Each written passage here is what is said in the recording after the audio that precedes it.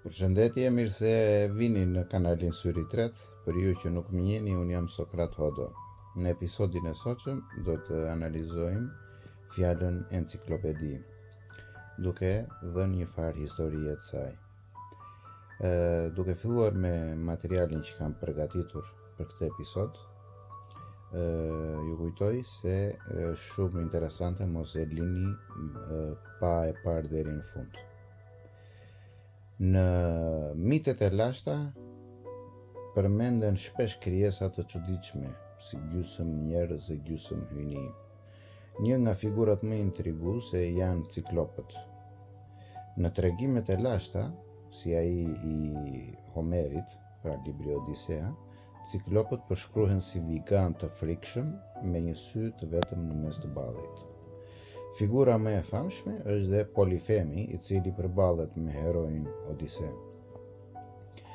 Mirëpo, sipas një interpretimi më mistik, ciklopët nuk janë përbindshëm, por një mënyrë figurative për të përshkruar njerëzit e ndriçuar shpirtërisht, njerëzit që kanë të hapur atë që në traditat ezoterike quhet syri i tretë.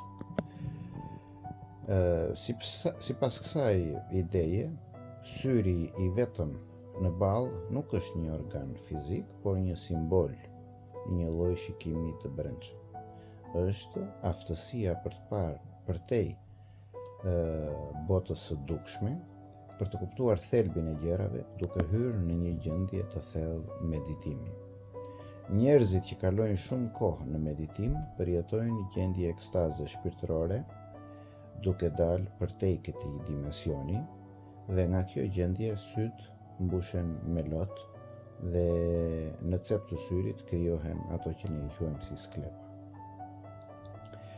Mirëpo, në të folmet lavërisë ekziston një mënyrë interesante për të shpjeguar fjalën sklep, pasi lebrit i thon klop ose sklop.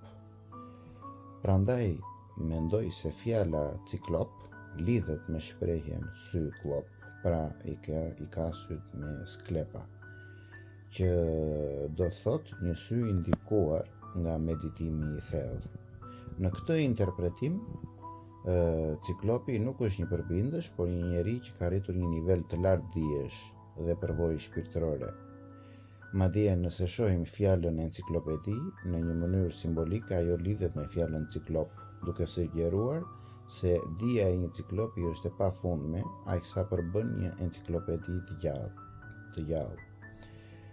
Gjuhësia zyrtare patjetër që e lidh fjalën ciklop me greqishten e lashtë kiklos, që do të thotë rreth, dhe ops, që do të thotë sy, pra sy i rumbullakët, që flet po aq qartë, por interpretimet alternative gjejnë kuptime më të thella dhe më të qarta.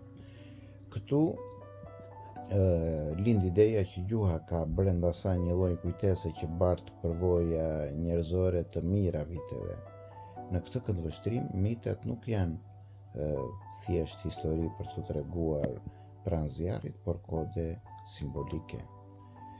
Pra kështu del që ciklopët e legjendave të lashtë nuk kanë qenë kurrë vegan me një sy në ball, por njerëz që shihnin më thellë se të tjerët, pasi shihnin me syrin e brendshëm, me syrin e tretë. Mirëpo ajo që lidhet përsëri me shqiptarët në përgjithësi, do thoshta që është një gjë shumë e veçantë, që unë po e cilësoj, që ne betohemi, jemi vetmi komb, ndoshta në botë, që betohemi për syrin e ballit.